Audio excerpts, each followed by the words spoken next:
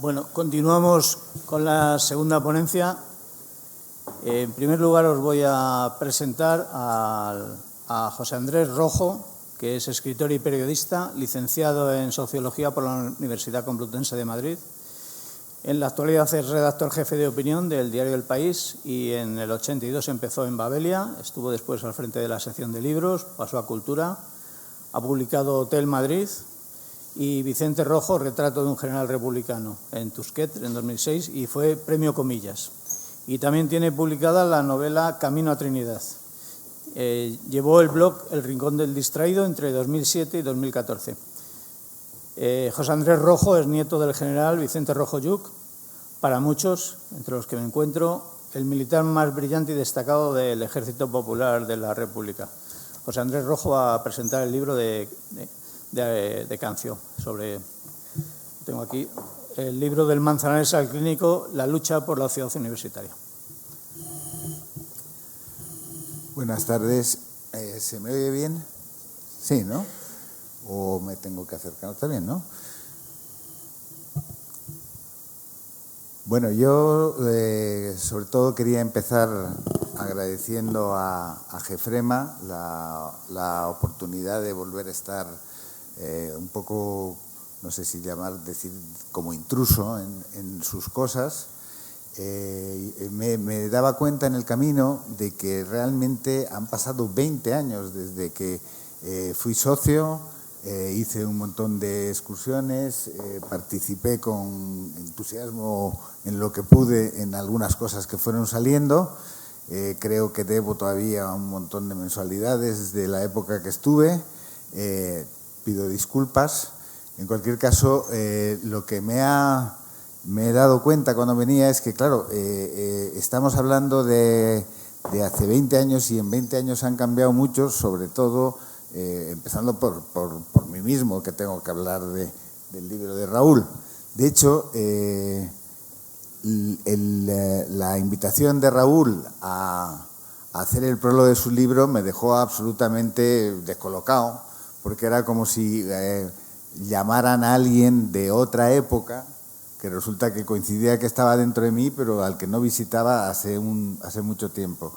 Entonces ha sido una vuelta a encontrarme con la guerra civil, vuelta a encontrarme con la batalla por Madrid, volver a recordar un poco lo que fue. En realidad, si estoy aquí es porque en un momento dado se me ocurrió, en bendita hora, escribir la biografía de mi abuelo, el general, y bueno, a ello dediqué un tiempo con un montón de idas y vueltas, con un montón de problemas, con un montón de descubrimientos, y tengo la sensación de que me daba un poco hasta de apuro hablar, porque los conocimientos van avanzando y posiblemente yo he quedado ya arrollado por todo lo que se sabe o todo lo que se va sabiendo cada vez más de lo que ocurre, y en ese sentido tengo que pediros muchísimas disculpas por no vaya a meter la pata en distintas observaciones o comentarios. Yo lo que he pensado que quien mejor podía hablar del libro de Raúl era el propio Raúl, y entonces tampoco prefería en esta presentación hacer un poco de foco largo y pensar un poco, bueno, cómo escribimos, cómo los que en un momento dado nos embarcamos en la tarea de hablar de la guerra civil, en qué circunstancias se habla y cómo se habla de ese conflicto. Entonces, la primera cuestión es que normalmente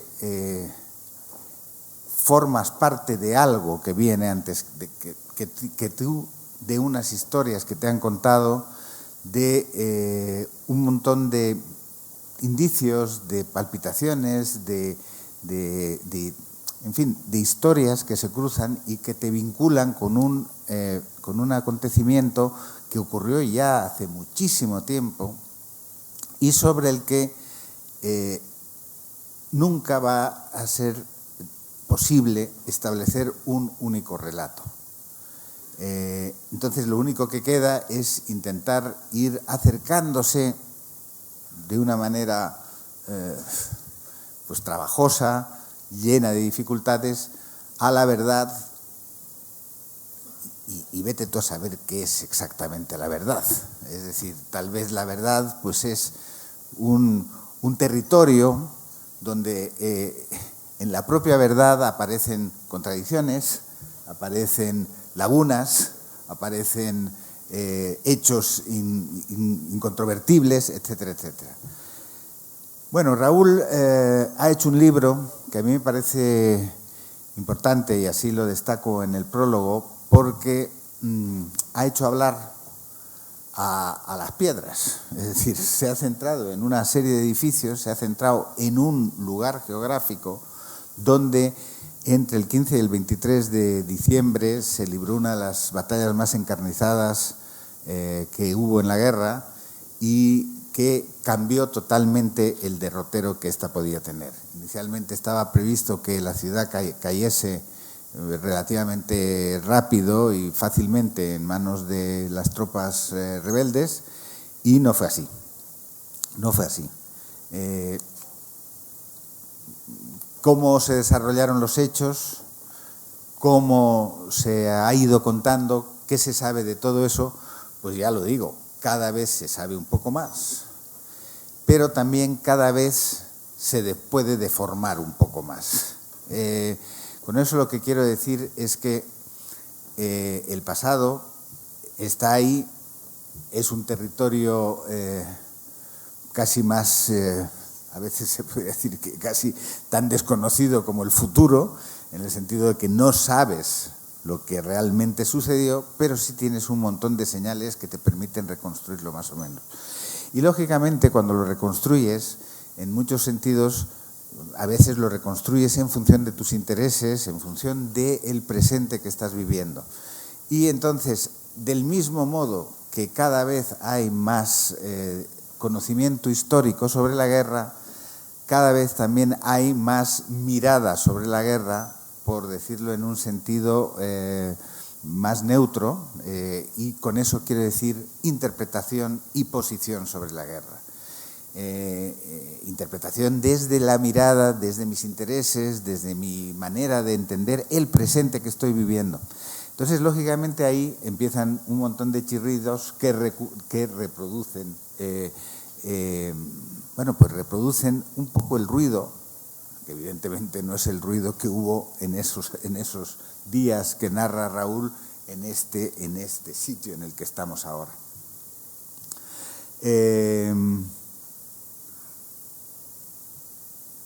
Puedo ver la luz rápido más, ¿no? Bien. Estaba diciendo que cómo contar una guerra. Entonces, el problema de una guerra es que lo primero que tienes es que ya las propias verdades que surgen de quienes están implicados en la guerra son mentira. Es decir, porque la propaganda es uno de los instrumentos más valiosos que puede haber en una guerra y, por tanto, tú haces propaganda desde el minuto uno. Desde el minuto uno deformas, desde el minuto uno apuntas hacia donde a decir lo que te puede a ti beneficiar de alguna manera, con lo que empezamos mal, quiero decir, contar la guerra, y ya empezamos con que lo que vamos a recibir en principio va a ser propaganda.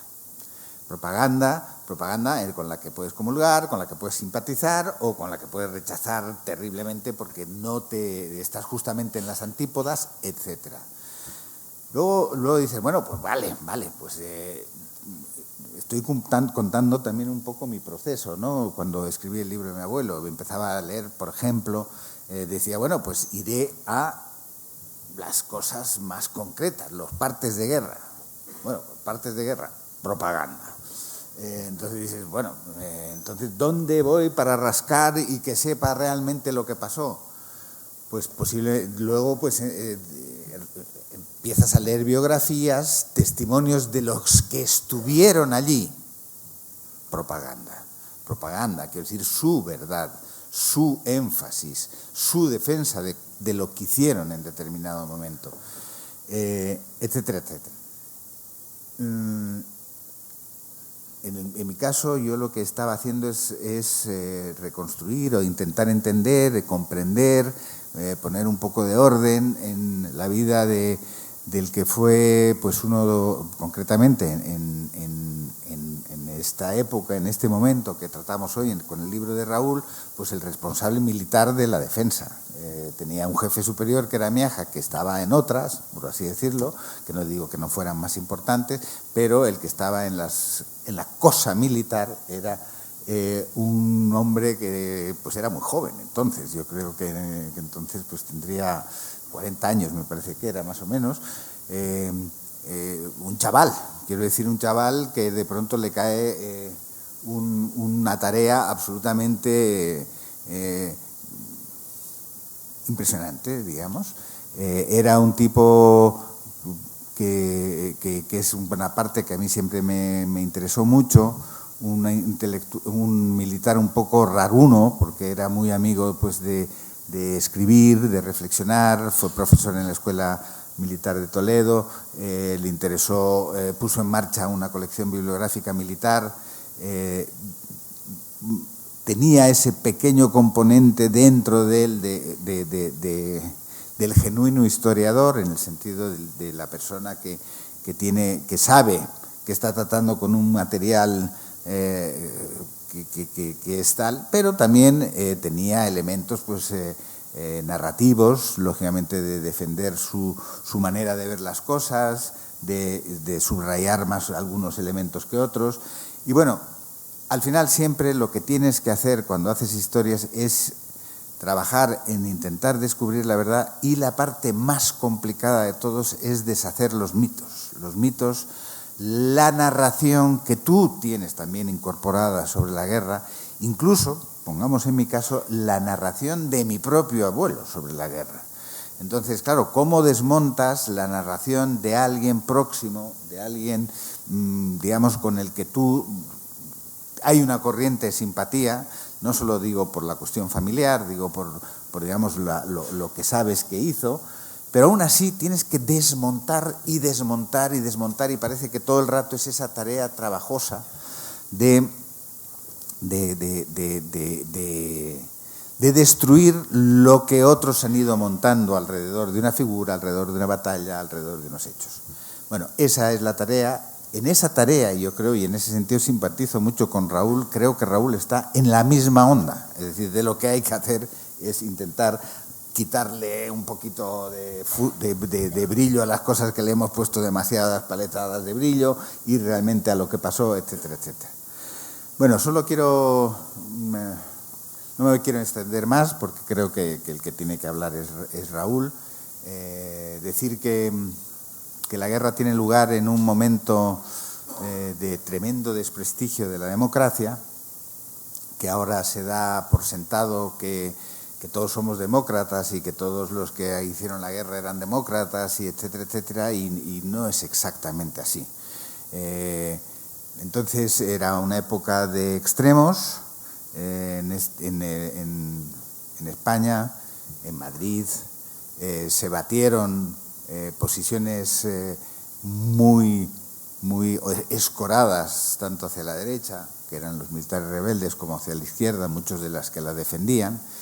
Y en medio de todo aquello había unos señores que eran los militares leales, que en realidad la única obligación que tenían es ser fieles al juramento que habían hecho a las leyes de una democracia, que era la democracia más o menos imperfecta de la República.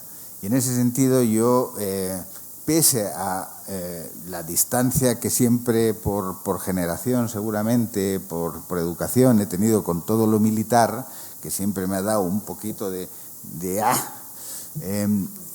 reconozco que posiblemente de muchos de los protagonistas que estuvieron embarcados en defender Madrid,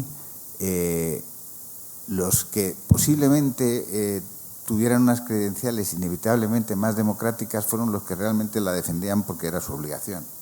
Era la obligación de defender a la democracia por la que habían jurado lealtad.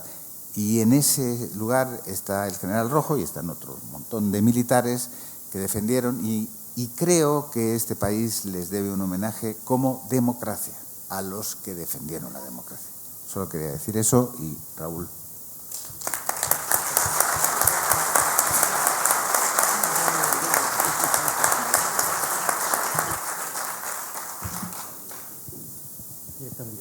Muy bien.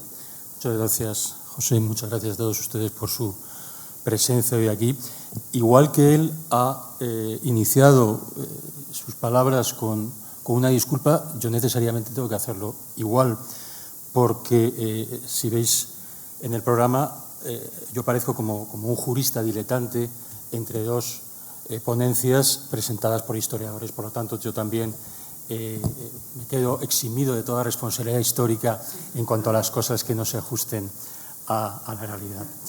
Dicho esto, en el capítulo de agradecimientos que todo libro tiene a la hora de su redacción, de su concepción, de su edición, en este caso no es un capítulo de agradecimientos vinculado con la pura cortesía o de manera superficial, de manera protocolaria, sino que, como verán, los agradecimientos están directamente vinculados con la génesis, con el desarrollo, con la escritura y con finalmente la edición del libro. Por eso quizá me extienda algo más en lo que debería ser un capítulo, como digo, quizá más administrativo, pero creo que va a tener una importancia para entender cabalmente lo que ha sido la gestación de este libro. En primer lugar, y lógicamente por alusiones, tengo que agradecer al prologuista del libro, un prologuista que, y esto va a pasar igual con los 3 capítulos de agradecimientos que tengo aquí anotados, un agradecimiento que prima facie podría parecer que automáticamente voy a agradecer que un libro sobre la guerra civil, sobre la batalla de Madrid, esté prologado y aparezca en la cubierta del libro el apellido Rojo, es el motivo de mi agradecimiento, el prestigio que puede generar ese apellido en la cubierta del texto. Bueno, nada más lejos de la realidad. Es decir, cuando lean o se han tenido ocasión de leer el prólogo de José Andrés Rojo, verán que al margen de sus vinculaciones parentales es un extraordinario escritor, es un extraordinario periodista y es un narrador de primera magnitud, que enriquece el libro y que lo más importante, el prólogo es el pórtico de cualquier lectura. Uno entra en el prólogo y conoce lo que se va a decir en el mismo. Es muy difícil prologar un libro más allá de la mera descripción o el mero recurso geográfico del autor.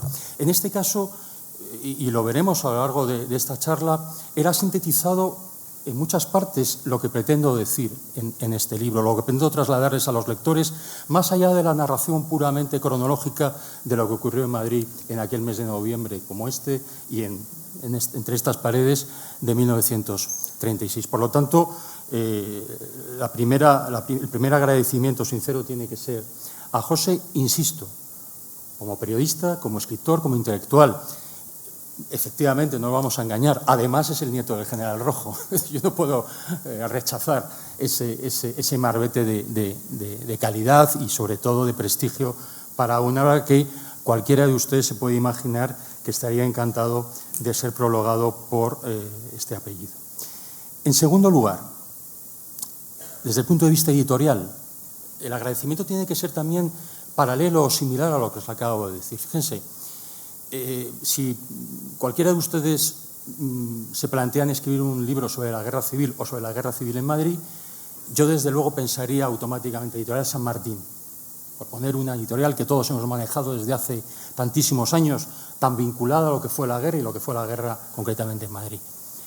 La Editorial San Martín cerró en el año 92. ¿Qué nos queda? Ediciones Complutense. O sea, estamos hablando de una editorial académica, una editorial institucional, que es la editorial del campus donde se produjo precisamente los hechos que estoy narrando en este libro.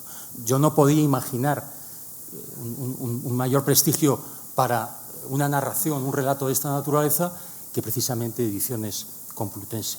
Pero ese no es el motivo de mi agradecimiento. Volvemos a lo de siempre. No es porque aparezca Rojo en la cubierta, no es porque aparezca Ediciones Complutense en la cubierta.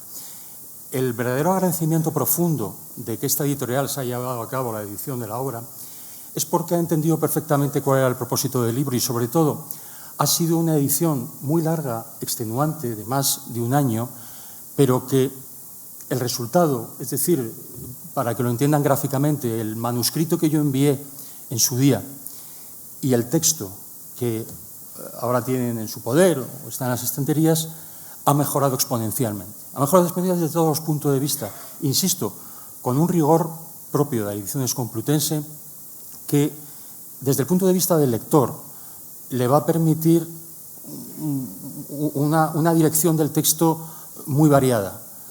El conocedor de lo que ocurrió aquí en aquellos meses, el aficionado, el historiador, el periodista, el urbanista, muchas perspectivas, y todos con el rigor, insisto, de la edición complutense, que me ha permitido mejorar desde el punto de vista de las fuentes, desde el punto de vista de las referencias, de los gráficos, de las figuras.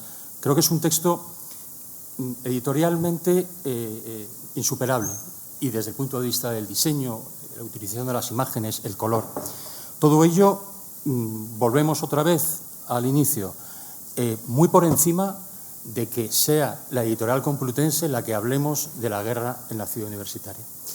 Y el tercer capítulo de agradecimientos necesariamente tiene que ser también a Gefrema. Gefrema no, siempre cuando hay alguna presentación, Antonio y yo discutimos sobre quién se beneficia más de esta simbiosis, si soy yo cuando me invitan o si es Gefrema cuando estoy yo presentando algún artículo, alguna revista, algún texto. Yo creo que en este caso yo salgo ganando absolutamente. Es decir, Gefrema también podríamos, en principio, decir, bueno, como ha pasado con José, como ha pasado con la editorial, qué mejor sitio para presentar un libro sobre la batalla de Madrid que precisamente en Agrónomos. Agrónomos es uno de los elementos nucleares de la batalla de Madrid. Es de esos tótems arquitectónicos sobre los que giran todos estos días de noviembre. Hay un apéndice, dentro de los apéndices del texto, donde se reproduce la narración de uno de los soldados del ejército sublevado en la conocida bodega de Agrónomos. Hay otra parte del texto donde se desarrolla, que probablemente estará mucho mejor desarrollado dentro de unos meses por uno de mis compañeros de Gefrema cuando hablen de la guerra de Minas. La mitad de este edificio desapareció por una serie de voladuras. Por lo tanto, estamos como así en el centro nuclear de la batalla de Madrid junto con el clínico. Es por eso mi agradecimiento a Gefrema, porque me haya invitado hoy a presentar aquí el libro precisamente en este contexto tan absolutamente vinculado umbilicalmente a lo que fue la guerra de Madrid. No, es porque también Gefrema es parte activa en el contenido de este libro. Más allá de, si acuden a la bibliografía, van a ver muchos de nuestros compañeros que publican en la revista están aquí. He anotado aquí Carlos Iriarte, Guillermo Poza, el siempre añorado Luis de Vicente, Antonio Morcillo, que contar, Javier. Quiero decir, no puedo comer. José María, que está aquí con nosotros también. Son todos personas que han publicado en la revista de Frente de Madrid y que son unas fuentes absolutamente imbatibles para contener un libro de esta naturaleza. Pero voy más allá del agradecimiento. Gefrema, como decía José, se ha aproximado al fenómeno de la guerra civil en Madrid desde la asepsia, desde el rigor, desde el conocimiento, desde la búsqueda de aquella verdad que se pueda extraer de los vestigios que tenemos, desde la divulgación, desde el respeto, no desde la equidistancia. Aquí también hay un buen amigo que ha escrito mucho sobre la equidistancia de la guerra civil, es el profesor Muñoz de Baena, que además, abro un paréntesis, ya que presentamos el libro, les recomiendo que visiten el libro que acaba de publicar sobre el bloqueo naval en la guerra civil. Es una maravilla inédita que todavía no se había escrito nada sobre ese tema, y habla precisamente sobre eso, sobre la equidistancia, sobre la abyecta equidistancia sobre fenómenos de esta naturaleza. Se puede analizar un tema político, militar, social, moral, intelectual, no desde la equidistancia, tomando partido, pero tomando partido desde los hechos, desde la verdad, desde el rigor, desde el conocimiento, desde el cientificismo. Y esto es lo que yo he intentado a través de este libro, lógicamente además reforzado porque estamos ante una editorial académica. Aquí ya no valen bromas, aquí no vale especular. Aquí si se dice algo tienes que poner una nota a pie de página, tienes que ir a un archivo, tienes que fundamentarlo. Luego puedes hacer una interpretación, una reflexión sobre aquellos que has anotado. Pero es fundamental enfrentarse a los hechos, ahí sí que puedo decir que desde el punto de vista jurídico, agarrado a lo que uno puede asegurar con ello. Por lo tanto, como les decía, estos 3 agradecimientos yo creo que son esenciales para comprender cuál ha sido el interés y cuál ha sido el objeto y la finalidad de escribir este texto. La siguiente pregunta es absolutamente necesaria y yo estoy seguro que muchos de ustedes se la han hecho. ¿Era necesario otro libro sobre la Guerra Civil Española? Es más, ¿era necesario otro libro sobre la Guerra Civil en Madrid? Contar lo que todos, o casi todos los que estamos aquí conocemos desde hace muchos años. Yo ya les digo, no voy a hacer ningún spoiler en estas palabras. No hay nada nuevo en este libro que ustedes no conozcan. No se ha descubierto nuevos edificios en la Complutense, no se ha descubierto orígenes diversos cuando se creó a instancias de Alfonso XIII la creación de un campus de inspiración norteamericana, anglosajona, en esta parte de Madrid. No vamos a encontrar tampoco nuevos descubrimientos, nuevos elementos novedosos en lo que fueron aquellos días, por donde se vadeó el río. Aquí el único que ha inventado alto fue Luis de Vicente cuando descubrió que hubo un cruce del río, un vadeo del río previo al del 15, el día 9. Eso es algo novedoso. Yo no busco. Es un libro, por el contrario, más que necesario desde el punto de vista del autor, es un libro imperativo. Es un libro imperativo porque es un libro contextual, es un libro vital. De la misma manera que hablaba José de que mala hora el día que se puso a escribir la biografía de su abuelo, hay libros que te los encargan, hay libros que los haces por temas profesionales, hay libros académicos que tienes que redactar y luego hay libros, insisto, que van unidos casi genéticamente, ontológicamente a tu vida. El libro que se presenta hoy, si ven la dedicatoria, hay una fotografía de una vivienda, las típicas viviendas, las casas para obreros, que Concepción Arenal promovió por todo Madrid, en una de ellas, de esas colonias, en la calle Constructora Benéfica. La calle Constructora Benéfica ahora se llama Avenida Montero Ríos y es una calle que continúa la calle Alvarado. Es una calle muy pequeñita, de apenas 30 números, pero son esas colonias neomudéjar del ladrillo rojo tan características de la zona del barrio de Bellas Vistas. Bien, ahí nació la persona que está dedicada al libro, mi abuela, que lógicamente pasó la guerra civil en primera línea, puesto que aquella calle acababa la civilización y después era la selva, eran desmontes por todo lo que es la calle Beire, directamente hasta la ciudad universitaria y hasta la de Saladilla. Aquello era desmonte, todo era campo, por lo tanto, la guerra estaba ahí, a la puerta de casa. Yo he escuchado durante toda mi vida las historias que pasaban allí, los familiares que habían muerto en la guerra, los proyectiles que caían por equivocación a esa zona de la calle Tenerife. Por tanto, es algo que está directamente vinculado a mi peripecia vital, porque yo pasé 15 años de mi vida en ese barrio. Un barrio que no solo era la primera línea, después teníamos la retaguardia inmediata, Cine Europa, Salesianos de Atocha, los grupos escolares, Jaime Vera, Cervantes, el cuartel de la Guardia Republicana, ahora Guardia Civil, que sigue estando, Cementerio de San Martín, Aceiteros.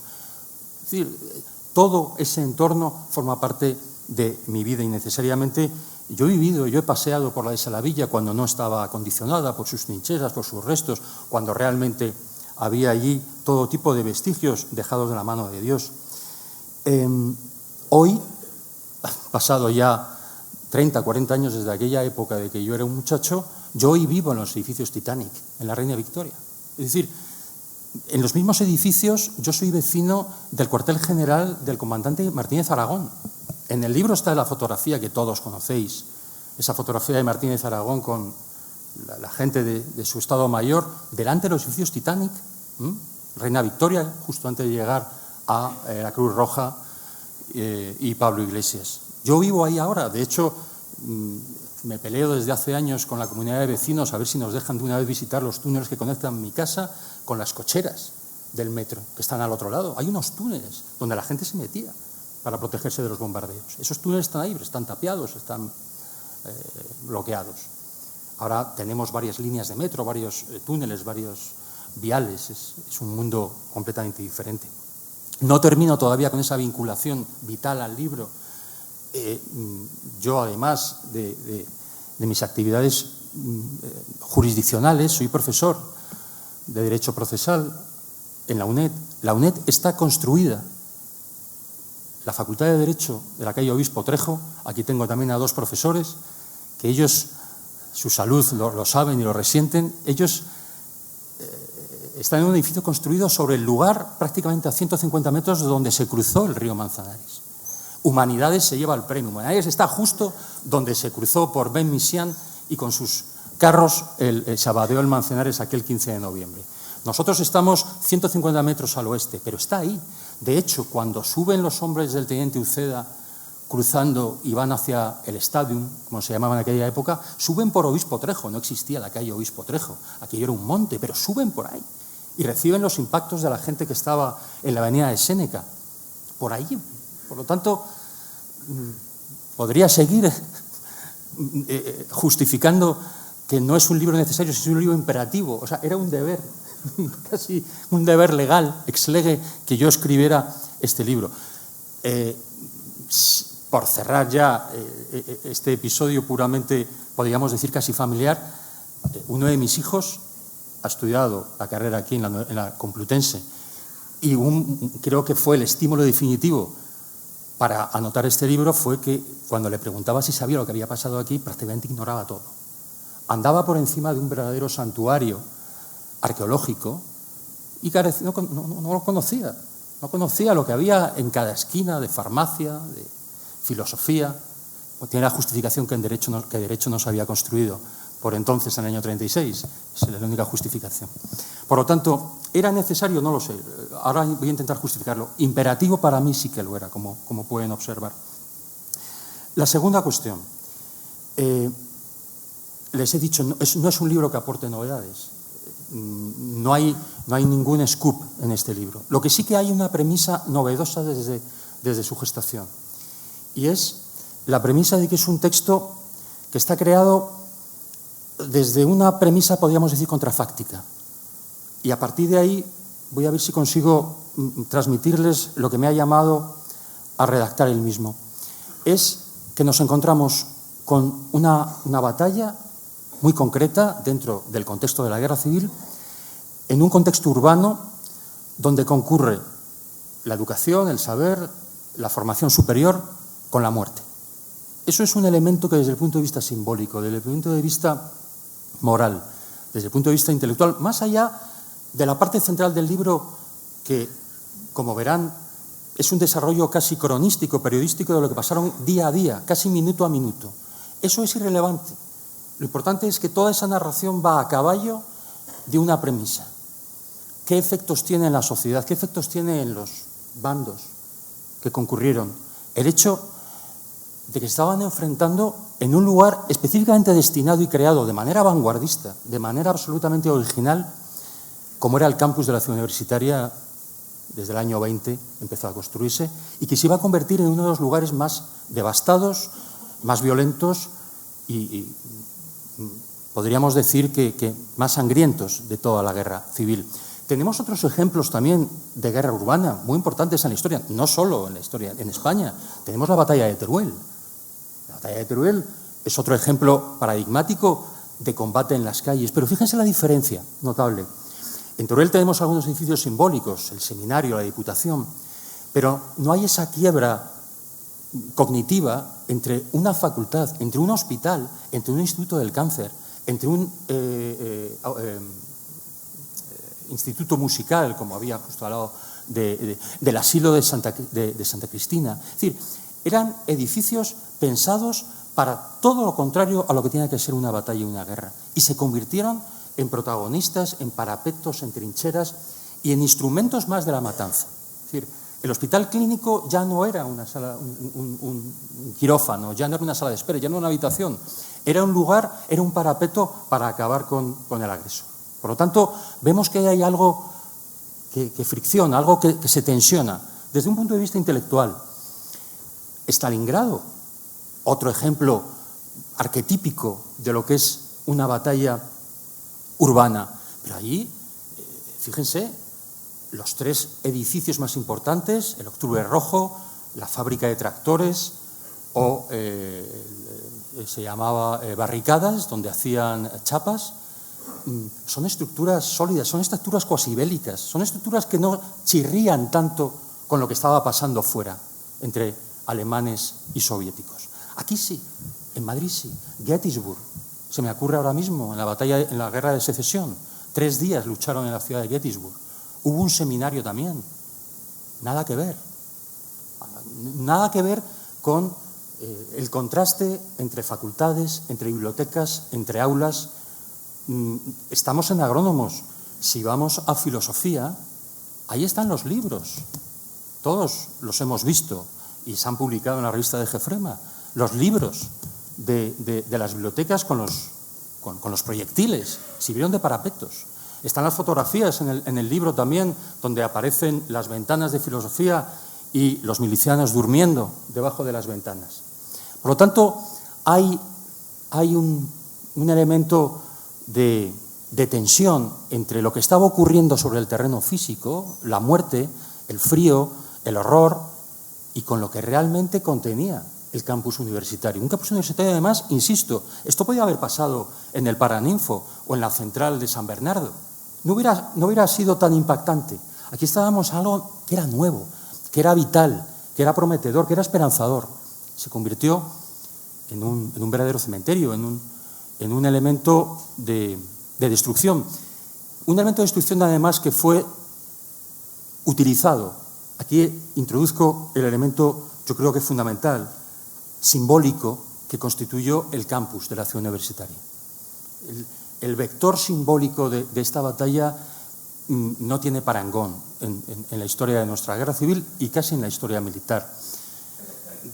No nos da tiempo, desde luego, a discutir sobre cuáles eran las intenciones del general Franco en el modo de gestionar la guerra, si los paréntesis en Santa María de Cabeza, los paréntesis en Toledo, lo que pasó en Madrid, lo que pasó después en Teruel, exactamente. Eso era realmente que él quería utilizar una técnica militar determinada, o era un problema también de falta de medios, de falta de coordinación, de falta de eficacia, de pericia militar. No podemos entrar ahora en esto. Lo cierto es que el campus donde estamos ahora mismo se convirtió en un elemento simbólico de primera magnitud. Consta, está documentado, que no fueron 1, ni 2, ni 3, ni 4 las voces de la gente de su Estado Mayor, de los generales más importantes, que convenían, que no tenían ningún sentido sostener una cuña hasta el hospital clínico en el Cerro del Pimiento, una situación militarmente absolutamente indefendible, que no tenía ningún sentido táctico más allá de esa sensación de cuña, de esa sensación de que estamos aquí, asomando en el Cerro del Pimiento al barrio de Argüelles e Isaac Peral. Ese elemento simbólico llegó al punto de que cuando acaba la guerra se manejó muy seriamente la posibilidad de dejar la ciudad universitaria como Belchite, con las ruinas y tal y como había quedado el 28 de marzo de 1939. ¿Para qué? Pues para mostrar, para dar esa sensación de que estábamos ante el reflejo del sacrificio, bueno, todo el discurso nacionalista e imperial que ustedes ya conocen. Finalmente, lo que se hizo fue reconstruirla. Con graves problemas financieros, económicos, se reconstruyó, y la inauguración del año 50 es un canto otra vez al simbolismo, a la imagen de no la hemos conquistado porque no hemos querido conquistarla. Queríamos estar aquí como ese gran hermano que todo lo detecta. Por lo tanto, esa gestión del escombro bélico, y que ha tratado también muy bien González Ruibal en la arqueología de la guerra civil, ese libro absolutamente indispensable para entender lo que fue la guerra en la ciudad universitaria, pero y sobre todo lo que fue la posguerra en la ciudad universitaria. La dejación, el olvido, la falta de sistematización, la falta de análisis racional de lo que aquí teníamos. Una labor que ha tenido que hacerlo, sin embargo, organizaciones como Gefrema, desde hace tantos años. ¿Era necesario el libro? Bueno, pues desde el punto simbólico yo creo que sí. ¿Qué aporta este libro que no había desde el punto de vista bibliográfico hasta ahora? La conjunción de todos estos elementos. La historia de la ciudad universitaria la tenemos ya. Hay unos textos editados también por Ediciones Complutense absolutamente extraordinarios donde nos cuentan el origen.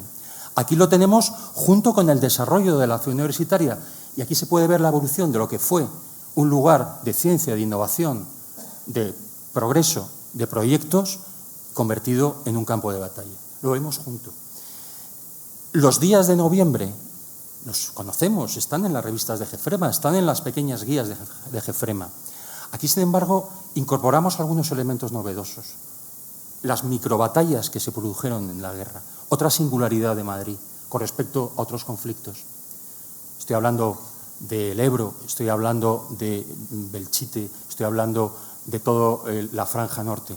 ¿Qué ocurre en Madrid durante aquellos meses, aquel otoño-invierno del 36? Junto con la guerra que se está librando en cada una de las facultades, en la Casa Velázquez, en Medicina, en Agrónomos, en Paseo Moret, hay unas guerras que se están realizando en la retaguardia. Tenemos los problemas de la Junta de Defensa con el Gobierno de Valencia. Ahí se generan verdaderos conflictos que no llegan a la violencia porque había entre medias unos telegramas, si no hubiera habido violencia física entre Miaja, entre Largo Caballero, y eso se introduce en la narración del texto justo al tiempo de que estaban pegando tiros en Moncloa prácticamente.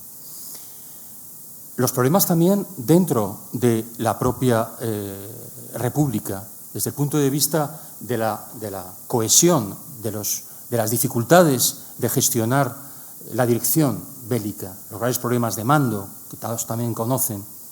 Por lo tanto, es una manera de englobar en un solo texto lo que antes podíamos encontrar en diversas publicaciones. Hay una contextualización también desde el punto de vista, no diría yo de la anécdota, porque más que anécdota son situaciones severas, pero que también muchos de ustedes lo han leído en las revistas. ¿Cómo no hacer mención en un texto de la Batalla de Madrid de la muerte de Durruti? Nosotros tuvimos una sesión extraordinaria, me acuerdo, cerca de la Gran Vía, hace muchísimos años, con un calor insoportable, hablando de la muerte de Urruti. ¿Se acuerdan muchos? Bueno, la muerte de Urruti va más allá del puro fallecimiento de la persona. Vemos lo que había detrás, cómo se volvió a utilizar esa circunstancia desde el punto de vista político, desde el punto de vista del poder. Hay otros elementos también que fueron objeto de análisis en Gefrema. ¿No se acuerdan del descubrimiento del papel de Trucharte en aquella zona de Usera, precisamente en la revista de Usera y Villaverde que hoy nos presentan? Bueno, pues eso se introduce en el texto, porque forma parte de la batalla y porque si no, no se entiende lo que ocurrió aquellos días. ¿Cómo es posible que el general Rojo pudiera conocer los movimientos del ataque que estaban previstos para el 6 de noviembre? Bueno, pues ahí tienes una explicación. En tercer lugar, o casi el tratamiento que antes lo he anticipado. La parte central del texto, la estructura de la obra, es un desarrollo de lo que era la ciudad universitaria en su inicio, lo que fue la guerra, pero no solo la guerra, sino también sus antecedentes. No podemos entender lo que ocurre en Madrid en el mes de noviembre sin saber lo que ocurrió desde el puente aéreo entre África y Sevilla o todo el recorrido por la Ruta de la Plata, la vuelta por Navalmoral, Talavera, Toledo, Madrid. Hay libros sobre eso extraordinarios por profesores de la Universidad de Extremadura, pero aquí hay una explicación, aquí hay un desarrollo porque es importante entender cómo se llegó a Madrid, cómo era la configuración de las columnas, cómo estaban distribuidas, quién estaba al mando de cada una, qué problemas tuvo Yagüe prácticamente desde Badajoz hasta Madrid, cómo esos problemas cardíacos de Yagüe quizá no fueran esos problemas cardíacos y fueran unos problemas más bien de naturaleza ideológica para apartarle del mando. Quiero decir, todo eso no se puede entender si no vemos lo que pasó anteriormente. Y luego hay una parte de la obra que estoy especialmente orgulloso de ella y que vuelvo a agradecer, por eso al principio les hablé de la editorial de Ediciones Complutense. Me refiero a los apéndices del libro. probablemente también lo podamos encontrar en otras publicaciones. Aquí están sintetizadas, compendiadas en el mismo texto. Son básicamente tres. Hay un apéndice biográfico muy extenso, de casi 100 páginas. Hay un defecto a los que nos gusta algo intensamente, lo que sea, la guerra civil, el derecho, el fútbol o cualquier otra actividad, damos por hecho muchas cosas. Al hablar, en Jefrema, en un entorno cultural, el que sea, damos por hecho que la gente que nos está escuchando conoce cuando hablamos de algo. Pues ahora mismo de Trucharte. Ustedes conocen a Trucharte casi probablemente todos. Pero habrá gente que si le dices eso no saben qué es. Bueno, pues aquí la guerra civil, en Madrid concretamente, tenemos 4 o 5 nombres absolutamente nucleares, estructurales.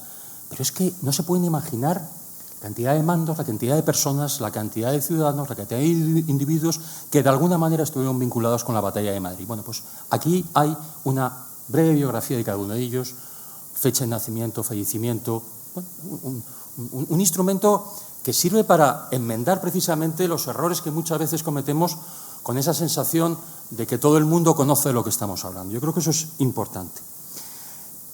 El segundo apéndice es un apéndice onomástico.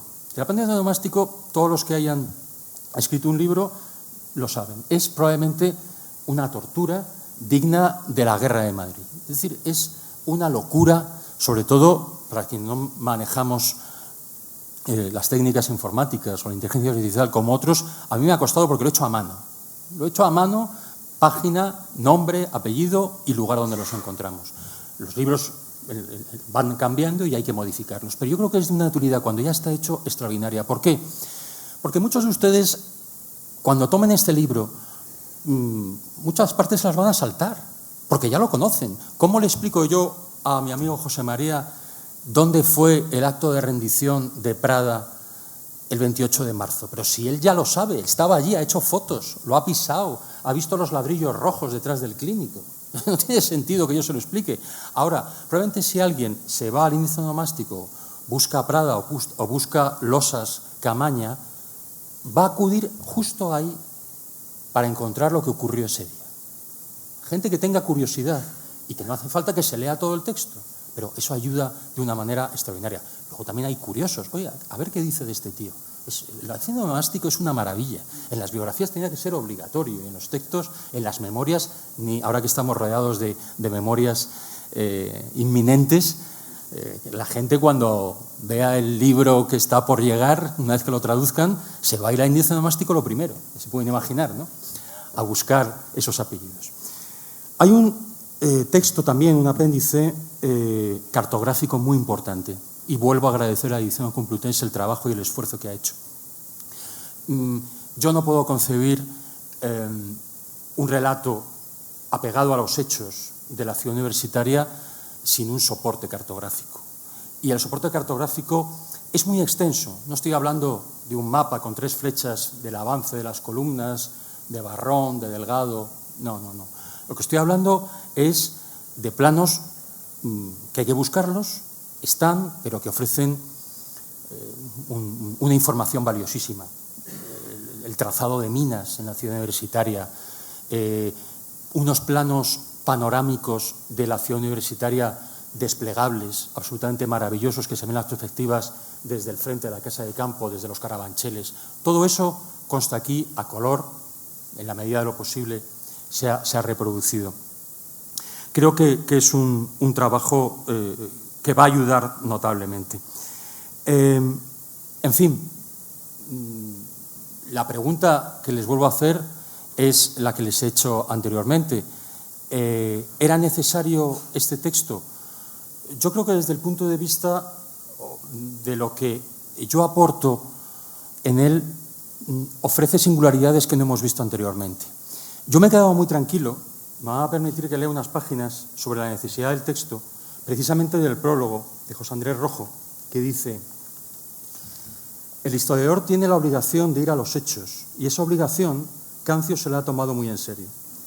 En el del Manzanares al Clínico ha operado con bisturí, con mucha finura para no abrir heridas, atento a las responsabilidades de aquellos que las tuvieran y que no siempre acertaron. No es tiempo ya para los ajustes de cuentas y para cerrar heridas, la historia es una buena compañera de acercarse a la verdad. Yo creo que si ha escrito eso, alguna necesidad habría de aproximarse, además en esta época pues tan polarizada. Él ha hablado al principio de las miradas. Insisto, la mirada tiene que ser rigurosa, pero no necesariamente equidistante, no necesariamente neutra. Se puede tomar partido con decencia, con rigor y con hechos. Ha dicho otra cosa, el tema de la desmitificación. El libro también contiene elementos que desmitifican. Desde la muerte de Durruti, desde el encuentro causal en la tanqueta de Vidal Quadras, de los famosos planes de acceso a Madrid. Todo el mundo sabe que por ahí puede haber detrás un buen trabajo del general Rojo y de su equipo de información. Ha visto también el tema de los extremos. En el libro, en la contraportada, en la faja se dice,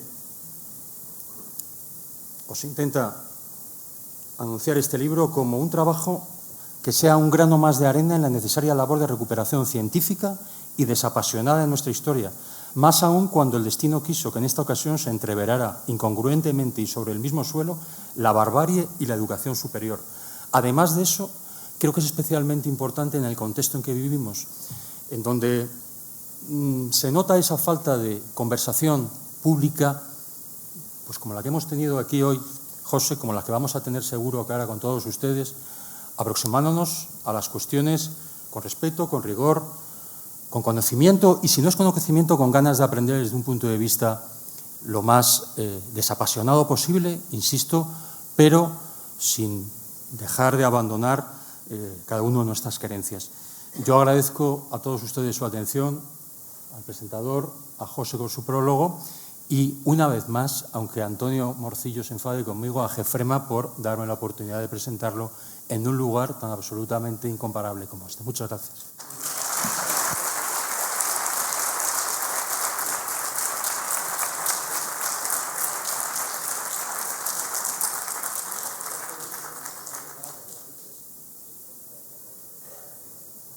Bueno, pues ahora vamos a dar paso a las preguntas.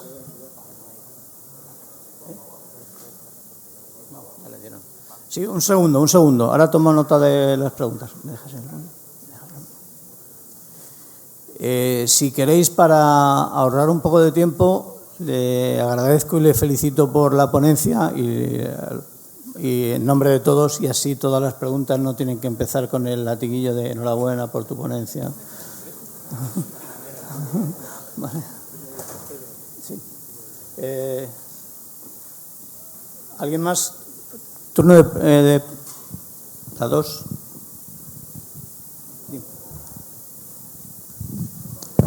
Querido Raúl, nuestra querida Facultad de Origen no tiene tu libro. Ya les he reñido bastante. Me dicen que no me lo han dado hoy porque por la huelga de los 2 días. Bueno, bien. Supongo que en el libro citarás a nuestro antiguo compañero Jefrema, Fernando Calvo. Yo te digo varias cosas muy rápidamente. El plan descabellado de ataque en Madrid lo hizo Asensio Cabanillas. Por supuesto, como sabemos muy bien, yo desmentí que el general Rojo fuera africanista, lo publiqué en El Mundo del País, era un ratón de biblioteca y un gran estudioso del Estado Mayor y de la Academia General Militar. Y fue un error terrible pretender subir 2 cuestas, y además ellos creían que iba a pasar un paseo militar como ocurrió en Toledo, que supongo que lo contarás. Tremendo error. Y hay un detalle clave, y con eso termino, que es la lucha encarnizada, tremenda, de la Casa de Velázquez, donde se enfrentan 2 unidades de élite. Dombrowski, que seguro que lo publicas tú en el libro, frente al Tabor de Alhucemas. Los 2 principales jefes de los 2 tabors, tanto Serrano Montaner de Tetuán como Micián, son gravemente heridos. El hijo de teniente de Serrano Montaner también son salvados porque los rifeños, en general los regulares, salvaban a sus compañeros o jefes. Entonces hay una reunión crepuscular en Leganés donde se decide la retirada y no seguir más adelante, porque los alfaquíes le plantean a Franco, los alfaquíes musulmanes, que no pueden tener ese número de muertos tan elevado. No se esperan esa resistencia. Un anciano en la casa de Alexandre con 80 años y una escopeta se convierte en un enemigo formidable, y además el pueblo de Madrid se defendió bastante bien. Entiendo que esa parte la tocarás en tu libro y espero que quedemos en el Colegio Audiovisual de España, por ejemplo, que hay unas chicas muy guapas, para que me dediques el libro. Gracias. Sí. Muchas gracias. Desde luego, todo en el libro, insisto, no van a encontrar grandes novedades, pero todo lo que pasó en la guerra, en aquella batalla, va a estar. Con respecto a la Casa de Velázquez, es muy interesante. La Casa de Velázquez es un sitio, si ustedes, algunos no han estado, vayan, porque al margen tiene una biblioteca insuperable, maravillosa, tiene unas vistas a la sierra, por eso se llama Casa de Velázquez. La Casa de Velázquez tiene una anécdota, bueno, tristemente graciosa. En el libro se incorporan imágenes de cómo quedó, cómo se utilizaron los radiadores. Bueno, estos ya son modernos, pero en los radiadores eran esos radiadores fundidos que había en el campus de la ciudad universitaria, unos radiadores que en las trincheras se utilizaron como suelo para transitar por las trincheras que iban desde Velázquez hasta aquí, hasta Agrónomos. Hay unas imágenes que yo las incorporo fantásticas. Bueno, a la Casa de Velázquez, desde el año 39 hasta el año 53, que se reinaugura, se le llama Casa de la Lepra, en Madrid. Ya saben que en Madrid somos más chulos que nadie y a todas las cosas se le ponían. La avenida del 15 y medio, la Casa de la Lepra, porque era tan derrumbosa, estaba tan absolutamente en un estado tan insoportable que parecía realmente un leproso. Bueno, las graves dificultades que tuvo para la reconstrucción de la Casa de Velázquez tuvieron también una connotación, que también se cita en el libro, una connotación política. La Casa de Velázquez, como todos ustedes saben, es una institución de educación que pertenece a la República Francesa. Aquí vienen estudiantes franceses a estudiar, depende de la embajada, y es una especie como del Instituto de España que tenemos nosotros en el extranjero. Bueno, pues lógicamente, nada más acabada la guerra, el general Franco no tenía las mejores relaciones con el gobierno francés y las dificultades de su reconstrucción llevaron a que prácticamente hasta 15 años después de acabados los combates no se reconstruyó la Casa de Velázquez tal y como la vemos ahora. Por lo tanto, es un detalle más desde un punto de vista, podríamos decir, arquitectónico, inmobiliario, que rodea todo lo que fue la lucha en este campus. Antes de dar la palabra a la pregunta que había allí al fondo, quiero decir que fuera va a haber una mesa donde Raúl Cancio va a poder firmar los libros que previamente compréis, ¿vale? Cuando quieras.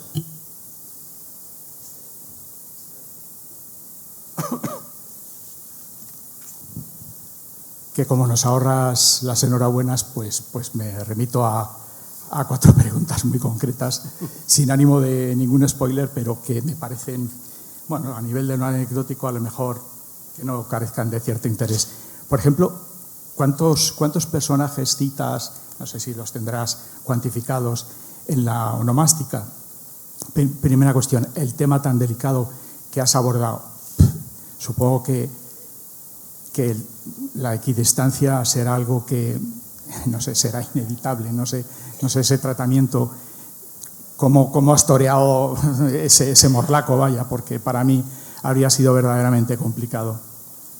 Tercero, el tiempo que le has dedicado, porque supongo que es una obra, vamos, de un trabajo ímprobo. Y por último, supongo que nos citarás a Gefrema, claro. Si te has basado en fuentes de revistas, artículos que se han publicado. Y nada, muchas gracias. Me faltará tiempo de leer tu libro. Hasta luego. Muchas gracias. Vamos a ver, la primera pregunta. En el índice onomástico no sé exactamente. Puedo decirte el número de páginas, no lo sé, muchos. Es imposible calcularlo. En cuanto al índice biográfico, sí que hay más de 100. Son las personas que vienen reflejadas en el índice biográfico, pero el onomástico no lo es, modo porque bastante deprimente era su elaboración como para saber el número que era. Pero yo creo que es absolutamente exhaustivo y completo. Segundo, el tema de la equidistancia. Necesitaríamos una jornada completa para profundizar en ese asunto. Abordar cualquier fenómeno social, histórico, incluso diría yo jurídico, es absolutamente irreal hacerlo desde una campana, desde una burbuja. cada uno tenemos nuestra ideología, nuestra perspectiva, nuestra educación, nuestra formación. Ahora dicen los neurocientíficos que incluso ese libre albedrío que creemos que tenemos, creo que estamos ya predeterminados desde el nacimiento para determinadas actitudes. Por lo tanto, ¿qué sentido tiene? Yo creo que hay que aproximarse, como decía en el prólogo José, desde la facticidad más absoluta. Es decir, con los elementos que tenemos, yo creo que hay un capítulo, el capítulo de Durruti, lo recuerdo perfectamente, está más desarrollado que el que se publicó en su día en la revista, pero es que recuerdo perfectamente las discusiones que tuvimos. Podemos conjeturar qué le pasó a Durruti en la calle de la Viña aquel día del 20 de noviembre del 36. Podemos conjeturar todo lo que queramos, pero tenemos una serie de elementos que es que el forense, doctor Bastard, describió perfectamente la dirección del proyectil. Es decir, con eso no podemos decir nunca que desde una terraza del clínico un francotirador lo abatió. Lo podemos utilizar como propaganda, que ha hablado de ella José muy oportunamente, pero desde un punto de vista del rigor, si decimos que fue el sargento Manzana el que lo mató, decimos que estamos siendo comunistas, estamos siendo anarquistas, no tiene ningún sentido entrar en esa discusión. Se ponen sobre la mesa los elementos, cada uno podemos tener nuestra opinión sobre cómo ocurrió aquello, y lo que sí que podemos decir es cómo se utilizó después la muerte de Durruti. Eso es perfectamente legítimo porque tenemos elementos para su discusión. Por lo tanto, insisto, la abyecta, y además no solo abyecta, sino la sedicente equidistancia, lo único que genera es más confusión y poca información. No, eso es un parapeto que, por cierto, y vuelvo a citar el libro de mi querido amigo profesor Muñoz de Baena, la equidistancia tiene consecuencias. No les quepan duda que tienen consecuencias severísimas para quien la ejerce. Y el último era, la duración. Pues fíjate, el tema de cuánto he tardado en este libro, podríamos decir que toda mi vida. Si ven ustedes la vinculación que tengo con este entorno, pues desde que nací yo tenía la obligación de escribir un libro así. Redactarlo mucho tiempo, años porque también culpa de Gefrema.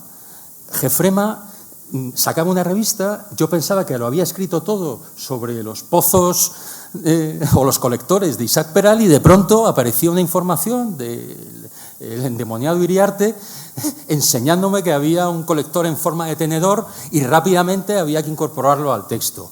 Es decir, Gefrema innova, descubre cosas. El famoso vadeo del 9 de noviembre es fundamental para entender realmente lo que ocurrió. Entonces, ha sido un texto complicado.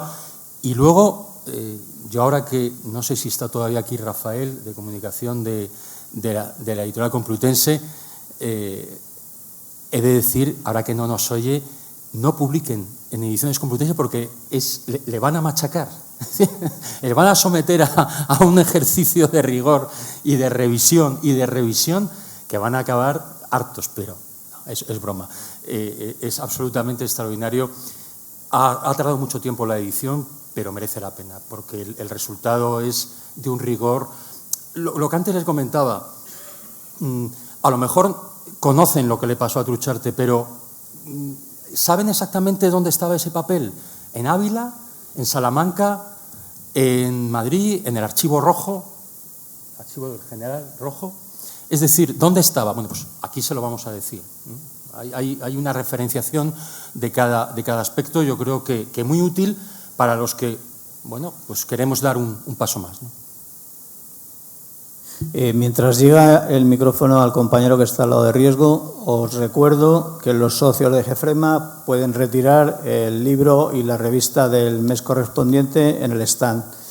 Y también que las rutas guiadas del sábado y el domingo, la ruta del sábado, las Brigadas Internacionales de Carlos Iriarte, y la del domingo, la Guerra Civil en Usera de Villaverde, de Juan Javier Ejido, pues que os podéis apuntar también en ese mismo stand. Y también se puede pagar la cena al compañero Julio. La pregunta. Bueno, una pregunta muy concreta, y además me encanta que estéis los dos ahí, a ver quién me puede resolver la duda. Es acerca de la nota del Estado Mayor franquista supuestamente recogida de Vidal Quadras. Capitanes con mando directo en tropas había 96. Yo dudo mucho que los 96, y además habiendo hecho la mili y conociendo la diferencia que hay entre un capitán y el general, que se hablan en la Copa de Navidad. Dudo mucho que la llevase Vidal Quadras. Y también existe la teoría que Rojo tenía un alumno, un compañero, en el Estado Mayor de Varela. ¿Qué opinión tenéis cada uno de vosotros? Sí, tú. No, por favor. Bueno, yo en esto lo que iba a hacer era cederte la palabra, porque yo no tuve tanto tiempo como para afinar hasta ese punto cada circunstancia. No investigué en su día, di por bueno un poco la versión que había dado mi abuelo en el libro, que es una versión que antes hablaba de los mitos, ¿no? Es decir, una versión construida para contar ese episodio, y supongo que para contarlo de una manera, pues que el que quiera entender que esto llegó a nuestras manos, ¿no? Luego ya la precisión de cómo fue, yo creo que Raúl puede explicarlo mucho mejor, porque además está muy bien contado en el libro. Sí, muchas gracias por la pregunta. Vamos a ver, lo primero que hay que hacer es, una vez más, remitirnos al número, no recuerdo, seguro que aquí lo conocen, hay un número de la revista Frente de Madrid donde hay un artículo completo sobre el descubrimiento de Vidal Quadras y el asunto Truchalet. No me acuerdo el número, pero ahí se explica. Al margen de eso, lo que ha dicho José, aunque no conozca el detalle, creo que es lo más razonable. Es decir, los descubrimientos ocasionales en las guerras tampoco es algo novedoso de la guerra civil. Otra vez, en la Guerra de Secesión, el general Grant encuentra en unos papeles envolviendo tabaco precisamente las operaciones tanto para Vicksburg como para Gettysburg. Quiero decir, tenemos en la Segunda Guerra Mundial también descubrimientos sorprendentes, como el caso de Mitch Penn en las aguas de Gibraltar. Mi punto de vista, lo que yo escribí en la revista en aquel año, es que era una operación de información y que precisamente se creó una performance de un descubrimiento, porque además hay una serie, ahora no recuerdo el detalle, está en el texto, hay una serie de discordancias tanto con los mandos que estaban allí, con la ubicación de esos carros de combate en la zona de Usera, donde fue encontrado, y luego hay unos detalles con testigos en el cuartel general del Ministerio de Hacienda, en la calle Alcalá, extraordinariamente ilustrativos de lo que pasó aquella noche. Parece ser que estaban cenando y llega un propio con el papel. No, es que tiene que salir el general porque es una cosa muy importante. Rojo se hace un poco el sorprendido con lo que está ocurriendo ahí, se levanta, ve el papel, se lo pasa a Miaja, Miaja automáticamente desconfía, esto puede ser precisamente un papel que ha sido filtrado por el bando sublevado para hacerle creer que la operación va a ser esta.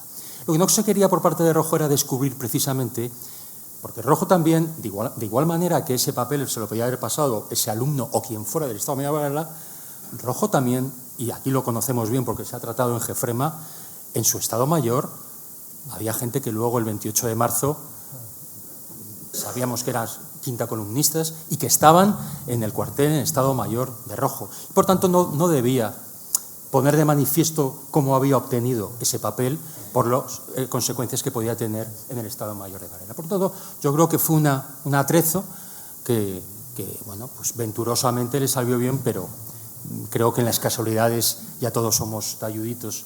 Algunos peinan canas, otros no podemos peinar, pero vaya, aquello tiene pinta de gran teatralidad o teatralización de un descubrimiento. Bien, la última pregunta, Carlos Iriarte. Mientras llega el micro allí, ¿sabes aquel que dio? Pues ya llega. Pero Didi, ¿qué espero? Di lo que tenías que decir. No, bueno. Bueno, yo quería agradecerte, ya que no está el presi, el vicepresi te agradece el haber puesto en valor, ¿no?, todo este trabajo de Jefrema, tantos artículos que hemos escrito yo, sobre todo Luis de Vicente, ¿no?, que fue pionero en cuanto a tocar cuestiones que nos habían tocado hasta ese momento, y quería preguntaros, tanto a ti, Raúl, como José Andrés, sobre una de ellas, ¿no?, el paso del río el 9 de noviembre y la intervención de la Brigada Internacional, ¿no?, porque en Así fue la defensa de Madrid, Vicente Rojo dice claramente que la Brigada Internacional, la digo en singular, ¿no?, porque es como se sale en la documentación de la época, la 11 Brigada Internacional, Vicente Rojo dice que no interviene hasta el 13 de noviembre, cosa que sabemos que no es verdad, y que incluso si uno se va al Archivo General Militar de Ávila no cuesta mucho encontrar documentos relacionados con la Brigada Internacional firmados por Vicente Rojo anteriores a esa fecha. Y quería preguntaros un poco yo tengo mi propia opinión sobre el tema, pero ¿qué pensáis, ¿no?, que pudo llevar a Vicente Rojo a alterar, a dar esa versión de los hechos, ¿no?, que la Brigada Internacional no había actuado en ese día 9 de noviembre, sino hasta más tarde, cuando la situación ya estaba resuelta? Eso es.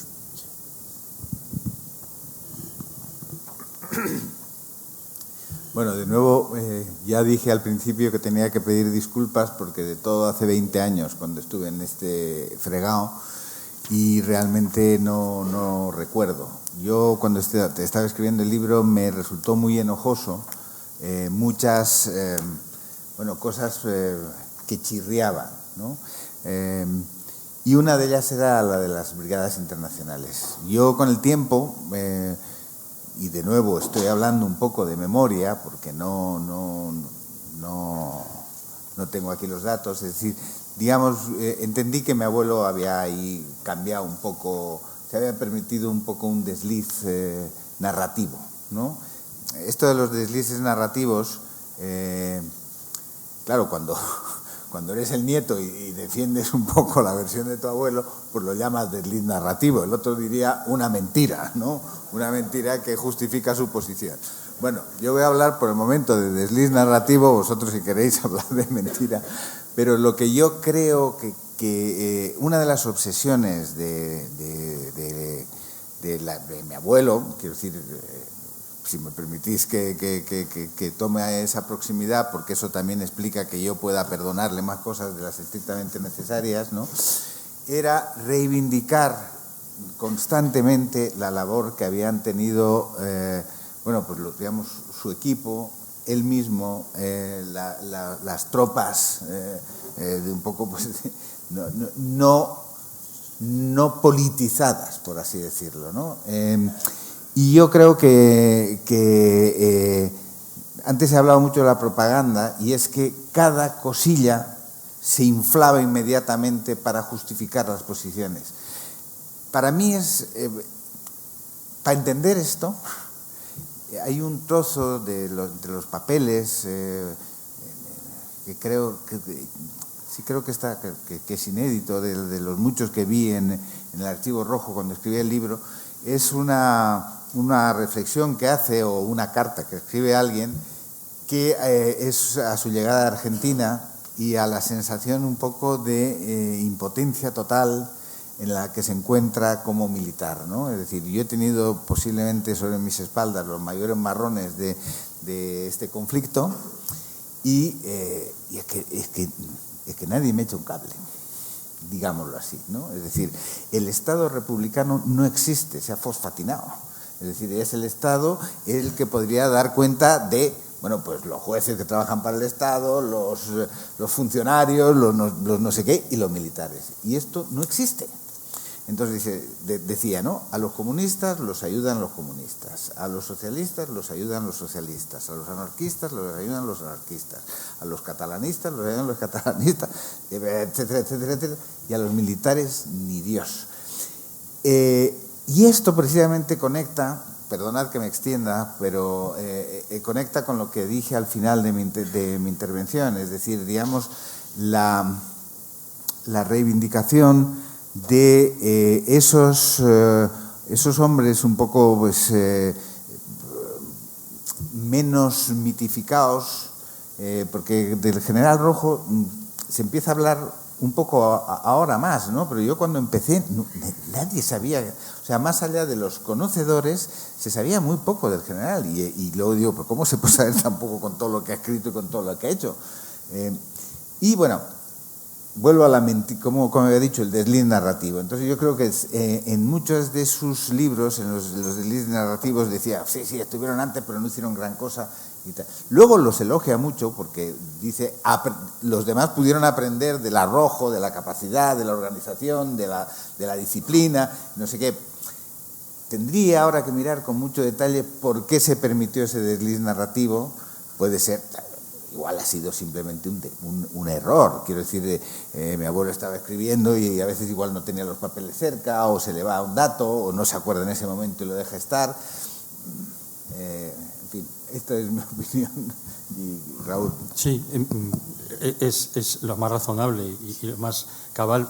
En el libro, en la página 167, va a ser brevísimo, digo, en este punto llegamos a otro de los reiterados debates históricos acerca del comportamiento y actitud de las unidades republicanas durante el paso del río. En efecto, resulta por lo menos sorprendente que precisamente en el sector donde se produjo la ruptura, en humanidades, la concentración, humanidades, y abro paréntesis, el único lugar que estaba amojonado del campus es de Jefrema, con su cartel reiteradamente vandalizado, etcétera, etcétera. Bien, sigo.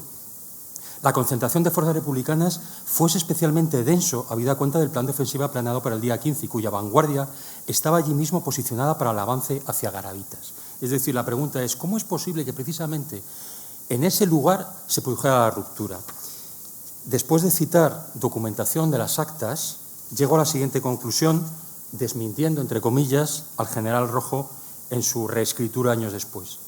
De estos testimonios extraordinariamente gráficos puede extraerse algunas conclusiones. En primer lugar, parto de los hechos. Y como ya se avanzó con anterioridad, la defensa del sector comprendido entre los puentes Nuevo y de los franceses excluidos y el puente de San Fernando estaba encomendado a la columna López Tienda de Blanco Valdés, a los que se unieron la tarde del día 14 la columna de Urruti y 2 brigadas de la quinta brigada mixta de Fernando Sabio. Eso es, con la documentación de que yo he dispuesto, la gente que había allí. Luego ya, no voy a destriparles el libro, luego ya podemos reflexionar sobre por qué hubo ese copado en esa zona en una situación absolutamente de inferioridad por parte de las unidades de Ben Misián y de Delgado, de noche, en una zona desprotegida, en rampa. Aquí se razona y se conjetura con ello. Lo que había ahí, con toda la documentación que hemos podido disponer, eran esos. Ahora, estamos en guerra, estamos en propaganda. No era bueno decir quién estaba, porque esa defección suponía un desdoro muy notable que además tuvo unos efectos devastadores para lo que fue en sí la batalla. Es decir, esa ruptura fue la que generó la llegada posteriormente, Stadium, arquitectura y hospital clínico, a pesar de su situación. Por lo tanto, insisto, yo puedo aportarles lo que hay en el texto. Luego cada uno podemos tener una opinión. Muchas gracias, Cancio Rojo. En 10 minutos tenemos otra maravillosa ponencia.